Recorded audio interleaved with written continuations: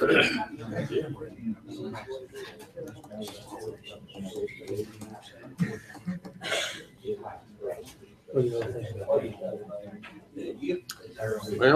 I really haven't talked about it. I'm not in favor of giving it away. Yeah. I'm in still the same situation I was when they offered 70. Right. I'm not. Yeah. I said I'm not in favor of giving it away. I'm not going to do it.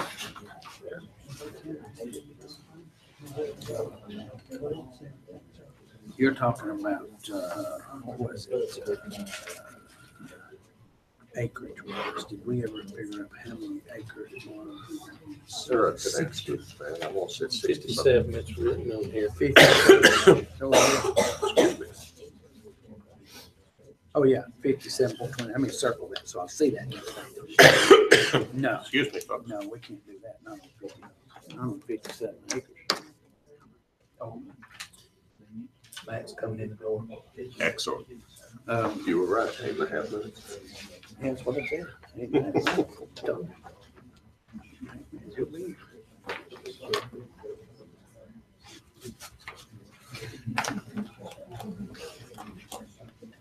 don't have to do a pledge on that. So. Bill? Yeah. How's it going? They're coming on.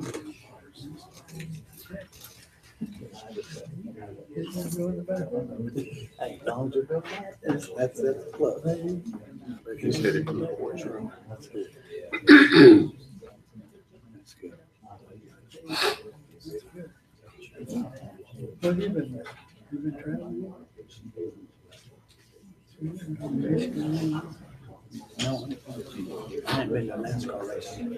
I thought you still around. I do, but it's a different race. It's these road courses, sports cars. Good evening.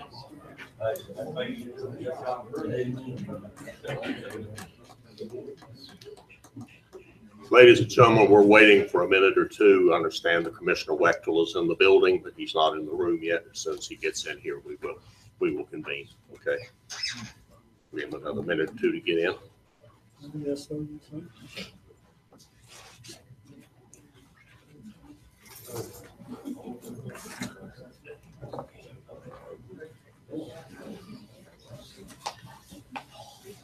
Evening, Mac.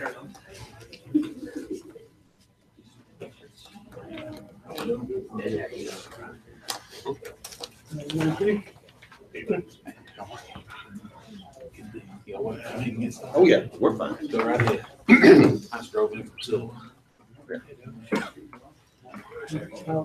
Clear traffic out there. I would like to ask that everyone in the room that has an electronic device, please put it on airplane mode or on silent, please, if you would. All right. It is time to call to order the Madison County Board of Commissioners scheduled work session for August the 22nd, 2017. Forrest? All right, thank you, Mr. Chairman. Board, if you look at the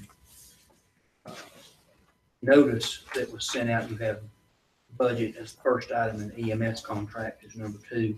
We can actually handle the EMS contract first, if that's okay. Sure. Okay. Sure. Just a little background on that. I know you all have been through lots of discussion about this, and you know this, but I just want to bring everybody back up to speed and remind us that Madison County has contracted with Mission for the EMS service since the early 90s, and we've been very pleased with the service provided and very pleased with the local employees who provide that service. And you have in front of you tonight an agreement from Mission for a contract for 1 year with a 2% increase and no reduction in service. That takes into account, according to Mission, the totality of the circumstances from their picture, including their level of community investment and other programming in Madison County. Now, what you have in front of you is a result of several months of work and good faith negotiation between the county and Mission on the contract, with Madison County's goal being to continue quality EMS service, while also looking after the financial well-being of the county and using of taxpayer dollars. And I don't want to hold you up from considering the proposal in front of you, but I do want to take just a couple of minutes to walk you through some background on the contract and how negotiations over the past few months arrived at that 2% number that's in front of you. As you know, our most recent contract was from July 1 of 2013 through June 30th of 2017. That contract includes payment, the county's direct payment to Mission for the service, as well as the charges that Mission is allowed to pass on to users of the service. The initial contract from FY 13-14 totaled $1,010,550 in direct county payment to Mission and included a built-in 2% annual increase, which amounted to $20,000 to $21,000 per year, and I think now it's about $21,500. So after 3 years of 2% annual increases, our total payment for last year was $1,072,404, which was the final year of that contract. In addition to the county's direct payment, contract allows Mission to bill individuals for the use of the ambulance service base fee of $585 plus a mileage fee of $8.55 per loaded mile, $100 for in-county body transport, $100 per hour standby fee for privately promoted events, but Mission and the county provide that standby service free of charge for athletic events and larger nonprofit events that require that standby. It's important to note for Mission that billing does not necessarily equal collection. There are various, you can't just multiply a number of calls by what you think they could be billed. There are various scenarios that go in there, including how the call was handled, as well as once things are billed, whether Mission ultimately ends up getting paid. But it's the money from the county, the money from the patients, and money from other areas of Mission make up the entire operating cost for the EMS service in Madison County. So contract renewal was initially discussed in January of this year, and Mission would get a draft ready, and they did. But while they were doing that, we went ahead and we're in the midst of our budget process, and we created our budget for FY 17-18 based on that 2% increase that was already in the old contract. So that would amount to $1,093,852. That 2% increase would have been $21,448 of that. We received a proposal from Mission on May 25th for a one-year contract and a 4% increase in the county's contribution. This would have been an additional $21,000 in county money that we did not include in our budget that we had just put together. So the total contract with 4% would have been $1,115,729. Special meeting on June 28th, you authorized a one-year extension with the 2% increase that we included in our budget. Mission responded, rejected the 2% and offered a 60 days, some other options, but I was not in a position to take those up because 2% is what we were authorized to do. So we did a 60-day extension to complete additional negotiations. Mission's reason for wanting 4% is they want to reduce that amount of non-Madison County EMS dollars, whether it be from patients in the county or the county's contribution that they're having to pull from other areas of their larger organization. So we got the 60-day extension, and on July 21st, Mission submitted by email 3 options for the county to consider. The first option would have been for the 4% increase with no changes in ambulance service. The second option for consideration during negotiations, which was submitted by Mission, was an increase of 2% and a reduction in service hours for the hot springs truck between the hours of 5 and 7 a.m. 7 days per week. And that was based on call volume that had been reviewed by Mission.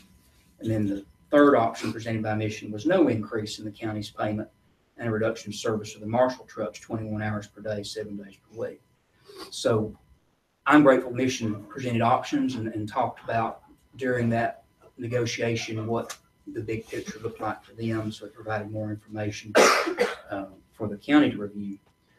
The board met for a work session on July 25th to discuss that contract, and the proposal submitted that looked at various service reductions submitted by Mission a few days before.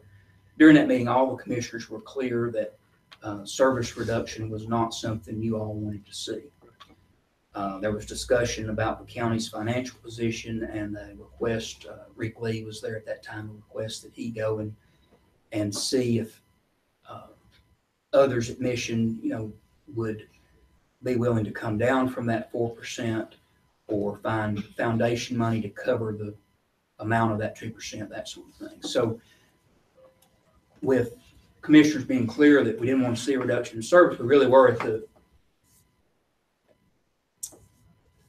mercy of Mission's willingness to be able to do that, because the 4%, they didn't have to move from that. So we appreciate that they have tonight and that they're here. So August 7th, before the August 8th Board of Commissioners meeting, received word that Mission at that time could not come down. We knew we had this August 22nd meeting scheduled. We kind of knew from the beginning this could potentially take till August 22nd. So we delayed consideration from your August 8th meeting of the contract until today. Part of that's to just have a little more hope for negotiation, but also to find that $21,000 that we would have needed to reduce from other areas of the county's budget in order to cover that. Since the time of that meeting, I've had several discussions with Mission representatives regarding our desire to continue with Mission with no reductions in service while still getting the best possible financial deal for Madison County. And after multiple conversations and Mission's evaluation of their community investment and programming in Madison County and other counties, they have agreed to the 2% increase based on that overall analysis that they have done. So I know this is a very important issue for Madison County, and there's obviously, for good reason, a lot of interest in how this conversation turns out. There are a lot of people in the county and in this room who care about the result because they want what's best for Madison County. Everybody does. And while we've tried to be as transparent as we could by having these discussions in 2 public meetings of the commissioners and having those covered by the newspaper, there have been some inaccurate speculation that's gone around. So I hope that background on how we got to this point and the goal of these negotiations helps a little bit for everyone to understand what we've been trying to do. And I also want to add that there has been no consideration of going with another provider in lieu of renewing with Mission. Long term, we don't know what pictures will change. We're looking at a 1-year contract. We trust Mission in why they're doing that to get us through a year, and we'll have more longer term stability after that. We've got to check options at some point, but that process has to work in a very slow, deliberate process. And cost is only one piece of that picture. You have to look at the quality of the service that's provided. You have to look at the costs that you might not see in various proposals, the seen and the unseen, the upfront, the long term. You have to look at the impact on local EMS employees. And most importantly, all of that fits together to how it impacts the safety and lives of citizens of Madison County. So the entire goal throughout this has been to save the county's money as much as we can and continue with Mission with a reasonable deal. I've had no commissioner come up with an idea to go to a different provider, and I've had no conversations with any potential alternative provider about this contract or anything else. So we are here tonight, and I'm pleased that you have a 2% proposal in front of you. As I said before, we've worked successfully for a number of years to provide EMS service, and Mission has evaluated the totality of things and looked at their level of community investment in Madison County.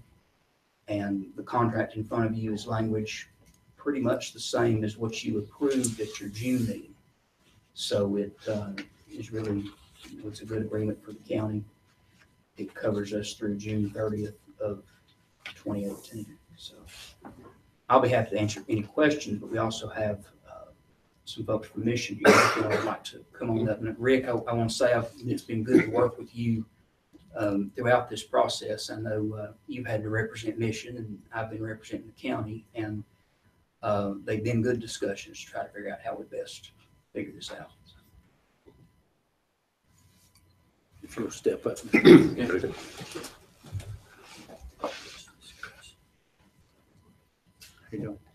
I have a question that I would like to ask. The 1-year contract, I would love to see a contract for more than 1 year. And I understand here we're kind of at the last hour here with this. And I just want the people here to know, and the citizens of the county to know that I'm not happy with the 1-year contract. I feel like that it sets us up to, we'll be sitting here at the table again a year from now having the same discussion, and we'll be subject to an increase in our rate at that time. And it does affect our budget in a way to where I would like to see a more 3-4 year contract if possible. But you tell us that won't happen, correct? Yeah, that's our goal too. And our physical year and your physical year does not exactly line up. So we know that once we get through this contract negotiation, that Forrest and I have to start working immediately in January ahead of your next budget planning cycle. But our vision is to also provide a 3 to 4 year contract. I will tell you that all 3 counties were 1-year contract to get this work done. So that is our vision also. Okay. Mr. Lee, I just want, first of all, I want to thank you for listening to us. I want to, more importantly, thank you for hearing us. Thank you. And appreciate the fact that you have worked on behalf of Mission to try and get us to where we can keep the same high quality service for our residents within our budget. And thank you to you and the Mission for your work on that particular subject. We, just like anybody else, we'd love to see a longer term contract too, but I understand. And if we start working on that now, maybe we can achieve that in time for our budget next year. But more importantly, I do thank you for your good faith negotiations in this particular case. You guys have been a good partner for Madison County, and we thank you for that. Thank you. I too would like to thank y'all for listening.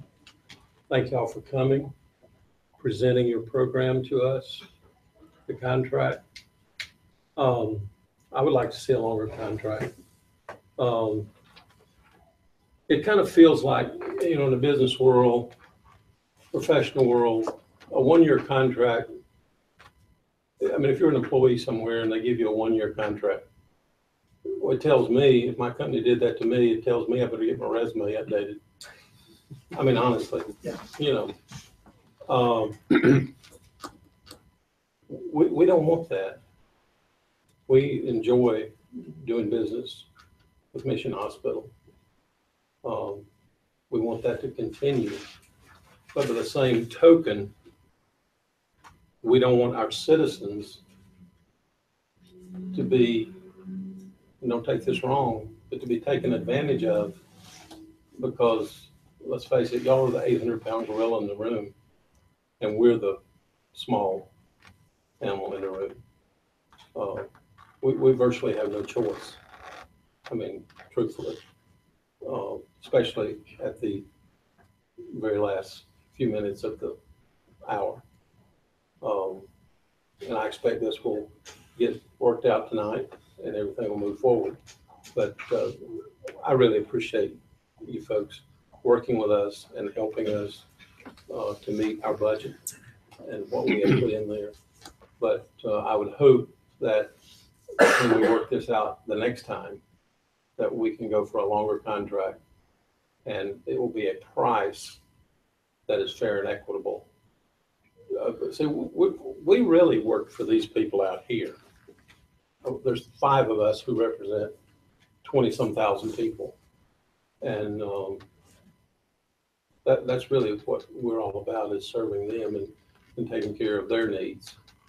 And I've gotten 6 or 8 phone calls about, basically accusing me and the other 4 board members of going out and already having a contract worked out in our back pocket with some other ambulance service that I have never heard of.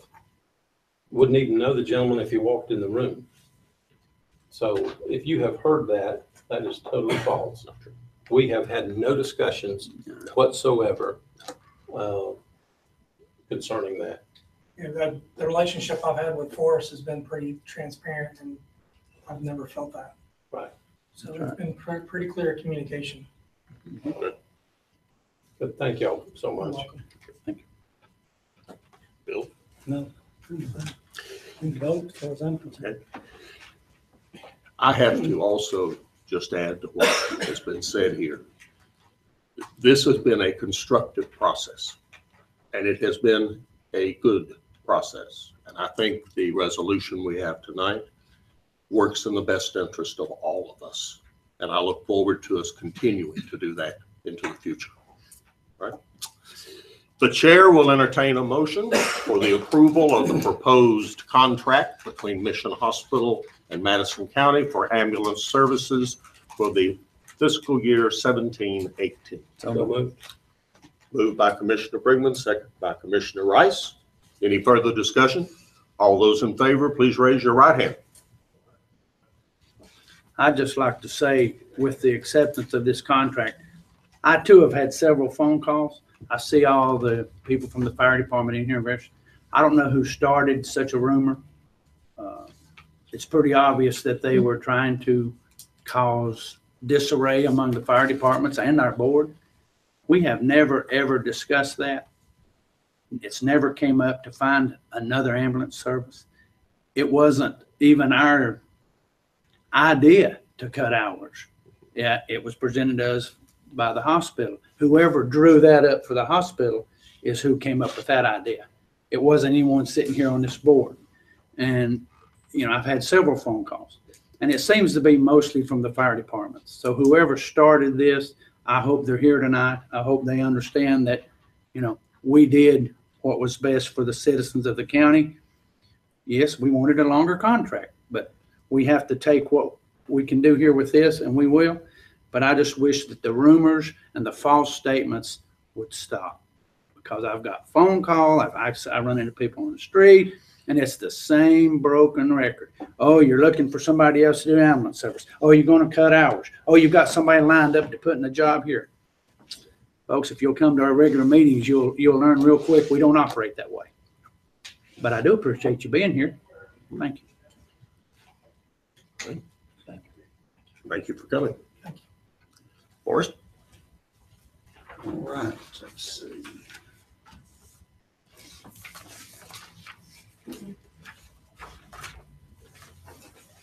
You have a surplus property bid. And Sarah is here, isn't she? Yep. Yes. She's Sarah?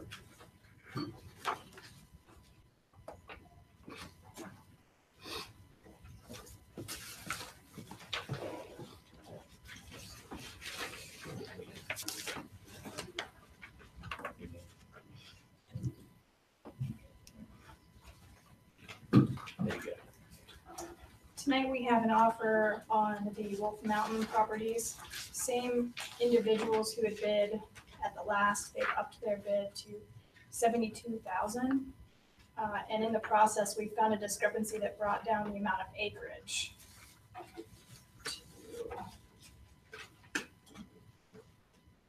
57.23 acres. Are they aware of that? They are, they Okay. helped me find it. Oh, okay. Excellent. They are not affiliated with the entities that we have foreclosed on. And this is the highest bid to date on this property. This would begin the 10-day upset period if we were to accept this. Is that correct? once advertised, it would. Right. Thank you. So basically what we're looking at, Sarah, is a $1,500 increase, correct? From the previous offer? Their last bid, I think, was, yes, that's right, $1,500.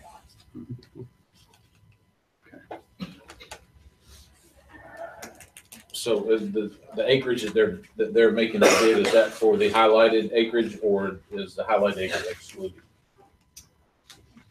What's highlighted is what they're bidding on. Okay. So the lower half of the page and then continuation of the second page. Yes, sir. So that's roughly $1,200 an acre, a little over. Yeah, I think it's almost $1,250 an acre. All right, I see. I was mixing up some of these other listings that aren't included, so I understand. Sorry. My mistake.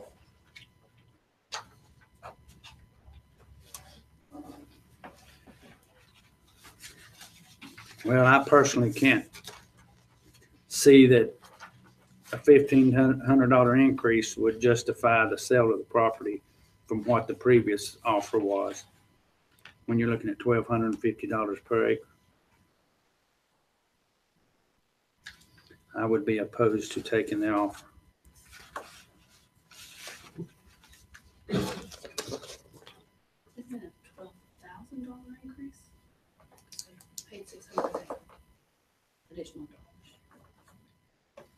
Which was our deposit. Well, the issue is still that the bid is exceptionally low surrounding farmland. If this was just allowed to go back and grow up into woods, has been sold in the same area for significantly higher money. And so to proceed, knowing, yes, that we could reject the offer once we proceed, still don't have to sell it. But I am not inclined to encourage a sale at this price. And I would also not be in favor of supporting this. But all we're doing is starting a bidding process. It's 10 days. And at the end of that 10 days, if we don't want it, then we can turn it down. Is that right? That is right. Okay. Yeah, that is right. We don't have to take it. But by taking this as a starting offer, we're basically saying, though, that we want to accept a very low starting point, is my point. Yeah. Yet though we have had some success, and I have to credit this, we have had a couple of pieces of bid property that have, continued to rise through a bid process, but those included multiple bidders that were competing against each other. This, excuse me, is the same bidder that's just wanting to raise the price. So there's no indication here that there would be a competitive bidder. When we were dealing with the jail or dealing with a piece of property at Redmond, we had different people who were interested in those properties, so they bid each other up. Okay. Other comments or observations, Joe? I would just point out to the folks in the room who probably can't see what we're looking at. Taxes owed on this is $250,397. Good point. Roughly. And to let it go for, or even just, I wouldn't agree to even start it at 72. That's my personal opinion. Well, it also has a tax value of 2.730 million. So, What are you gonna do? Let it sit there? well, we'll see if they come back with a higher offer. You're gonna come up some bidders? See what we can do? That's all you can do. If I may, Yes, I ma'am. will say, we've been sitting on this for some time now, and I get almost no inquiries about it. Has this property been placed in a realtor's hand? We have not formalized the contracts yet to do so. I should be happening soon. All right. Other comments or observations, Joe? Sarah? Okay. The chair will entertain a motion. I'll make a motion that we do not accept the offer. A second. We have a motion by Commissioner Rice, second by Commissioner Brigman, to not accept the offer. Any further discussion? All those in favor of the motion not to accept the offer, please raise your right hand. All those opposed? So the vote recorded 3-2 to reject the offer. Thank you, sir. Thank you, sir. Forrest? Just briefly on budget, we don't have a lot to speak about, but we'll have more next month. But looking at the year-end numbers for 16, 17, we had a good year with revenues exceeding expenses by more than they have in recent memory. That's a good thing because at the end of the year, the money that's left over can be applied toward our fund balance, which is our long-term fund for major projects, savings, rainy day, whatever you think. We're making progress, but the relative amount of fund balance we have as a proportion of our budget that's available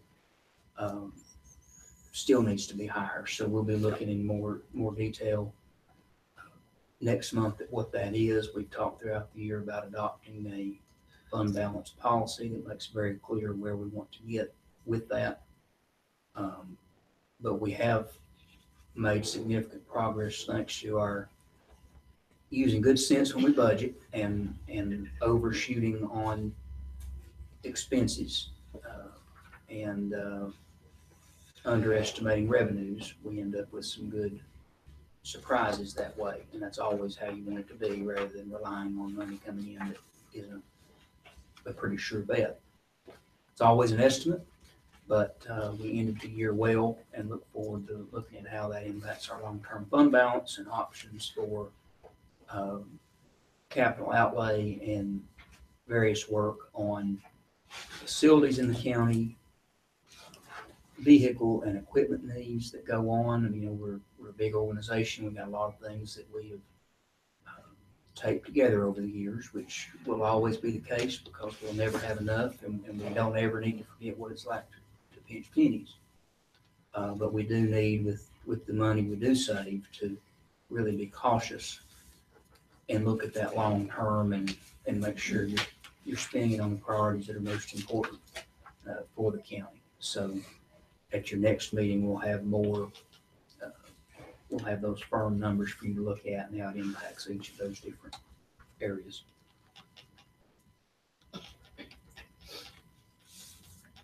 The vehicle maintenance item was not my agenda item, so I'm not sure. Mr. Chairman, the county has a lot of vehicles that are, I don't know, Forrest, you can answer this question, what our vehicle maintenance plan is. We have a vehicle maintenance plan for each individual vehicle. We do not. That's right. And I would like to see that. Mhm. I would like to see a individual maintenance program set up for every vehicle the county owns, and the department heads, that be part of their job description to keep up with vehicle maintenance. But also I would like to put out possible get various quotes on shops and mechanics here in the county on their general oil change, general maintenance, that sort of thing, hourly rate. So we can see if we can't get a little more control over our vehicle maintenance, because it seems to be excessive. And I think if we worked with someone and they had a set hourly rate, and anything over a certain amount had to be approved by, whether it be you or the department head, would need to be approved before the work could be done.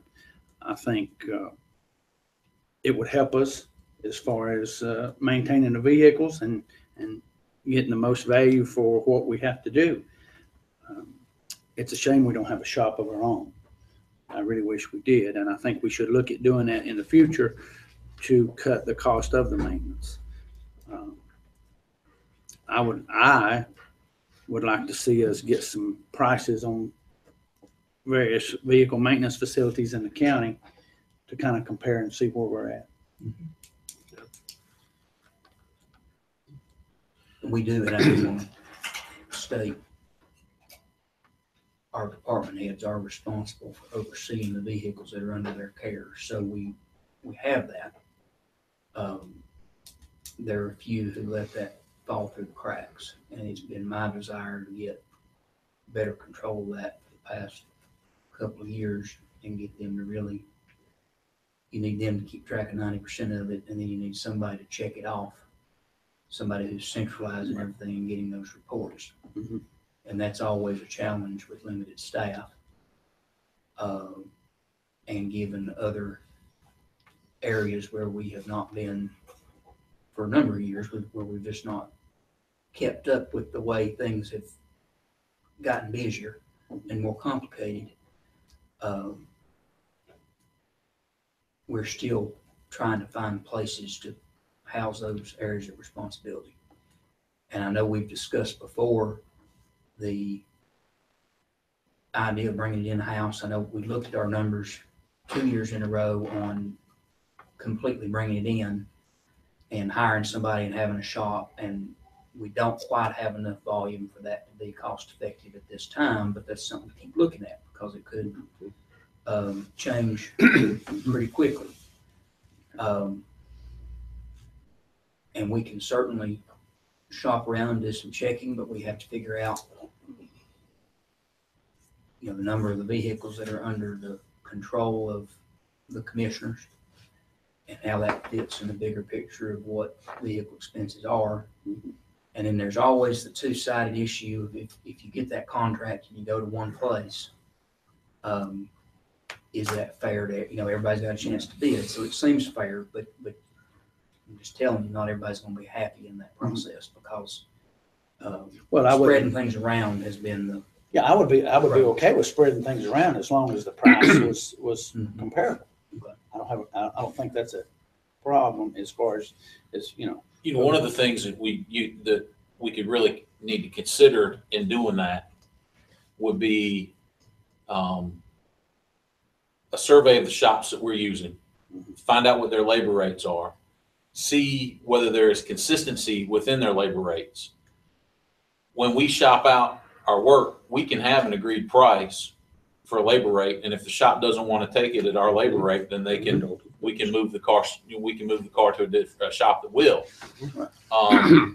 That's in essence, that's what insurance companies, for example, all body shops in the area, there's a prevailing rate, and all the body shops in the area charge that prevailing rate.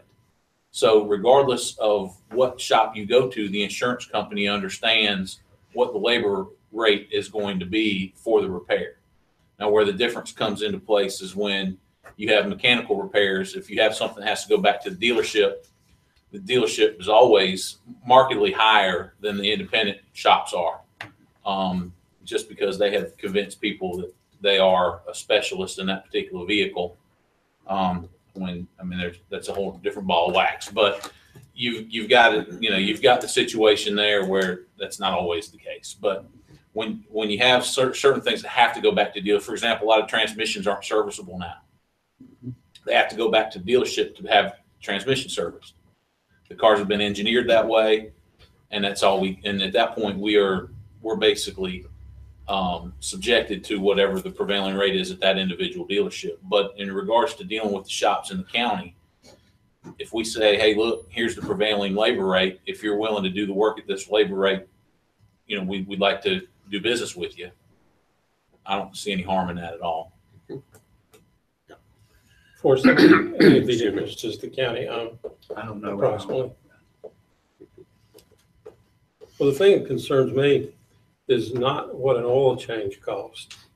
And if I'm a department manager and I've got 5 cars under my responsibility and they all go in for an oil change, the big concern I would have would be those other charges that find their way onto the bill that comes back for Madison County to pay for. We send it out for an oil change and suddenly it needed brakes.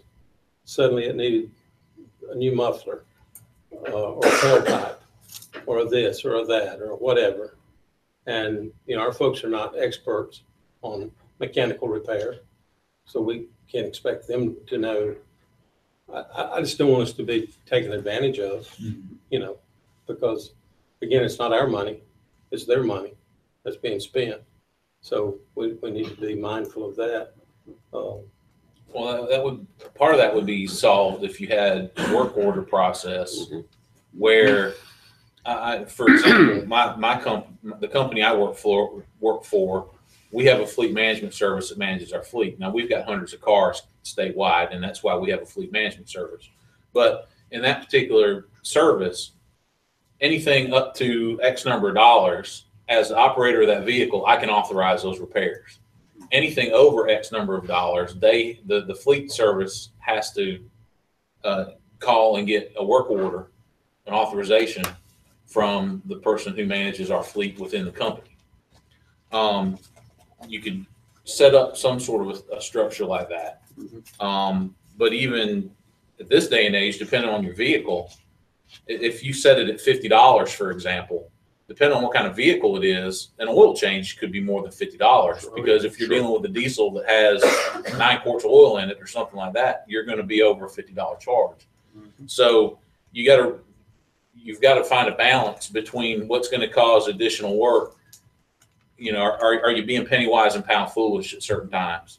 And so you've got to find that balance as to where it's going to be cost effective to dedicate an employee to deal with those issues. Yep, I agree. Bill? That sounds good to me. Well, it sounds like we agree that it's one of those things we've looked at. Yeah. We need to continue to look at it.